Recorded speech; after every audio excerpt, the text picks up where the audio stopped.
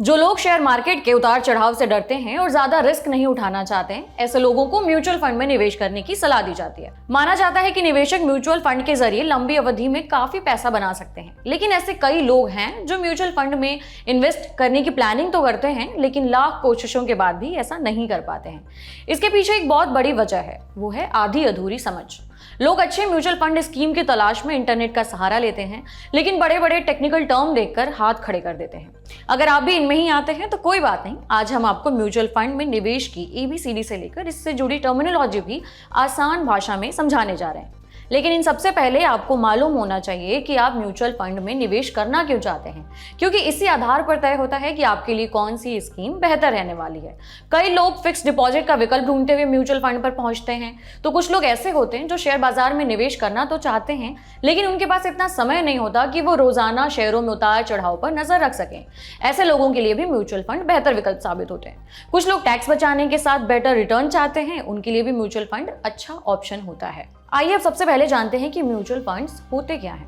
आपके पैसे को इन्वेस्ट करके उससे मोटा रिटर्न दिलाने का काम म्यूचुअल फंड हाउस करते हैं। ये वो कंपनियां होती हैं जो आपका निवेश मैनेज करती हैं। इसे असेट मैनेजमेंट कंपनी यानी AMC भी कहते हैं। म्यूचुअल फंड में निवेश का सबसे बड़ा फायदा यह है कि आपके निवेश का काम अनुभवी फंड मैनेजर संभालते हैं। इसके अलावा दूसरा फायदा ये है कि ये निवेश काफी सुरक्षित भी माने जाते हैं। म्यूचुअल फंड को अन्य निवेश इंस्ट्रूमेंट्स के मुकाबले कम रिस्की माना जाता है, क्योंकि इसमें निवेशकों का पैसा किसी एक जगह लगने की बजाय कई तरह के इंस्ट्रूमेंट्स में लगाया जाता है, जैसे कि शेयर मार्केट, सरकारी बॉन्ड, कॉर्पोरेट बॉन्ड, गोल्ड वगैरह। इसका सबसे बड़ा फायदा एक और है, अगर किसी एक जगह निवेश से अच्छा रिटर्न न मिल पाया तो दूसरे साधनों से इसकी भरपाई हो जाती है। इस तरह औसतन मोटा मोटी जो आपका ओवरऑल रिटर्न बनता है वो अच्छा ही रहता है। अब समझते हैं कि म्यूचुअल फंड स्कीम में कैसे निवेश शुरू कर सकते हैं और स्कीम का चुनाव किस आधार पर कर सकते हैं। दरअसल जिस तरह किसी कंपनी के शेयर होते हैं, वैसे ही म्यूचुअल फंड हाउस की यूनिट्स होती हैं। इन यूनिट्स के जरिए निवेशक को उन सभी सिक्योरिटीज का फायदा मिलता है जिनमें म्यूचुअल फंड कंपनी ने पैसे लगाए हैं। एक यूनिट की कीमत नेट एसेट वैल्यू यानी NAV कहलाती है। NAV की कीमत हर रोज तय होती है। उदाहरण के तौर पर अगर किसी फंड की NAV 100 रुपए है, तो इस फंड में 1000 रुपए लगाने पर निवेशक के हिस्से में 10 यूनिट आएंगे। अगर आप म्यूचुअल फंड में जब चाहें तब पैसे लगाने और निकालने की सुविधा चाहते हैं तो ओपन एंडेड स्कीम में निवेश करें। वहीं क्लोज्ड एंडेड स्कीम वो स्कीम होती है जिनमें निवेशक सिर्फ एक बार ही पैसे लगा सकते हैं और एक बार ही पैसे निकाल भी सकते हैं, वो भी तब जब स्कीम का मैच्योरिटी पीरियड पूरा होगा। बाजार में कई तरह की म्यूचुअल फंड स्कीम मौजूद हैं। आप अपनी सुविधा और जोखिम के आधार पर इन स्कीम्स में पैसे लगा सकते हैं। उदाहरण के लिए अगर आप इक्विटी म्यूचुअल फंड में निवेश करना चाहते हैं तो इस तरह की स्कीम में निवेशकों का पैसा शेयरों में लगाया जाता है। इक्विटी म्यूचुअल फंड स्कीम के तहत छोटी कंपनियां, मझोली कंपनियां, बड़ी कंपनियां, multi cap, international fund, index fund का ऑप्शन मिलता है। डेट म्यूचुअल फंड में निवेशकों का पैसा अलग अलग किस्म के बॉन्ड में लगाया जाता है। इसमें कॉर्पोरेट से लेकर सरकारी बॉन्ड शामिल होते हैं। इसी तरीके से अगर आप शेयर और बॉन्ड दोनों में निवेश करना चाहते हैं तो आपके लिए हाइब्रिड म्यूचुअल फंड सही ऑप्शन हो सकता है। वहीं अगर आपको सोने की चमक पसंद है तो गोल्ड फंड भी चुन सकते हैं। म्यूचुअल फंड में ऑनलाइन निवेश करने के लिए आपको डीमैट अकाउंट खुलवाना जरूरी है। अगर आप सीधे असेट मैनेजमेंट कंपनी के स्कीम में निवेश करना चाहते हैं तो उसकी वेबसाइट या ऐप में खाता खुलवाकर निवेश शुरू कर सकते हैं। दूसरा तरीका है म्यूचुअल फंड इन्वेस्टमेंट सर्विस देने वाले ऐप्स के जरिए। यहाँ आपको एक नहीं लगभग सभी म्यूचुअल फंड हाउस की स्कीमें एक ही जगह पर मिल जाएंगी। म्यूचुअल फंड स्कीमों की खास बात यह है कि जो निवेशक एक मुश्त पैसा लगाना चाहते हैं वो लमसम तरीका चुन सकते हैं। उदाहरण के तौर पर अगर आपके पास 1 लाख रुपए हैं तो आप अपनी पसंद की स्कीम चुनें और उसमें 1 लाख रुपए लगा सकते हैं। अगर टुकड़ों टुकड़ों में पैसे लगाना चाहते हैं तो SIP यानी सिस्टमैटिक इन्वेस्टमेंट प्लान का ऑप्शन चुन सकते हैं। इसे उदाहरण से समझते हैं। मान लेते हैं आपके पास इकट्ठे 1 लाख रुपए नहीं है, लेकिन हर महीने 10,000 रुपए निवेश के लिए दे सकते हैं। ऐसे में आप 10,000 रुपए की SIP का ऑप्शन चुन सकते हैं। हर महीने या फिर 2 महीने पर या 3 महीने पर या जिस अंतराल पर आप उस निवेश को देने में सक्षम हो वो ऑप्शन चुन सकते हैं।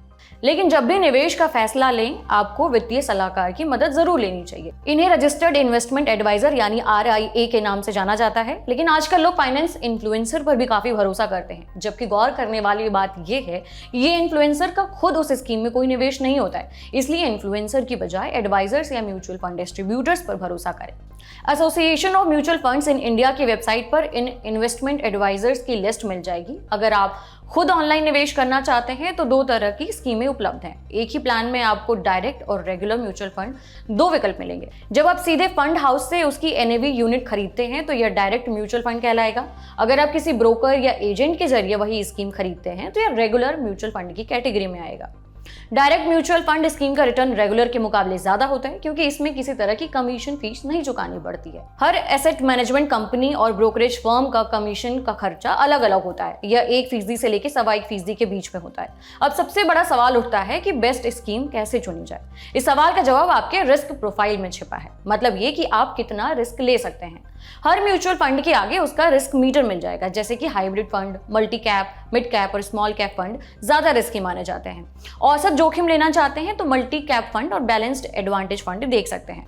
बिल्कुल रिस्क नहीं लेना चाहते हैं तो large cap fund, guilt fund, liquid fund में पैसे लगा सकते हैं। साथ ही आपको इस बात का भी अंदाजा होना चाहिए कि आपको इन पैसों की जरूरत कब पड़ सकती है। जैसे कि अगर हाल फिलहाल में पैसों की जरूरत पड़ सकती है तो इक्विटी फंड स्कीमों से दूर रहें, क्योंकि इक्विटी वाली स्कीमें कम समय में अच्छा रिटर्न नहीं देती हैं।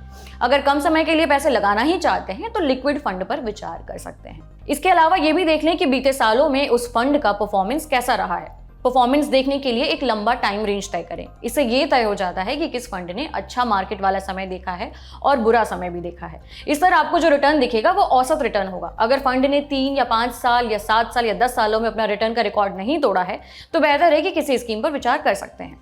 फंड की परफॉर्मेंस देखते हुए स्कीम के अलावा उसके फंड मैनेजर और फंड मैनेजर की टीम की परफॉर्मेंस भी जरूर देखें। ये सभी जानकारी ऐप पर ही मिल जाएगी। ये जरूर सुनिश्चित कर लें कि मैनेजर और टीम दोनों के पास एक लंबे समय तक काम करने का अनुभव है। आपके निवेश का कामकाज देखने के बदले म्यूचुअल फंड हाउस कुछ फीस भी लेते हैं। इसे एक्सपेंस रेशियो कहते हैं। आमतौर पर यह फंड मैनेजर की फीस होती है जिसकी जिम्मेदारी निवेशकों को अच्छा रिटर्न दिलाने की होती है। बतौर निवेशक आपकी प्राथमिकता ये होनी चाहिए कि कम एक्सपेंस रेशियो वाली स्कीम को ही चुनें। तो ये थी म्यूचुअल फंड से जुड़ी सारी जानकारी। उम्मीद करते हैं आपको ये जानकारी काफी पसंद आई होगी। आपके लिए ये सारी जानकारी जुटाई थी हमारे साथी प्रदीप यादव ने। पर्सनल फाइनेंस का कोई भी ऐसा टॉपिक जिसके बारे में आप हमसे जानना चाहते हैं, समझना चाहते हैं तो नीचे कमेंट बॉक्स में अपनी राय जरूर दें। तब तक के लिए अपना ख्याल रखें। शुक्रिया।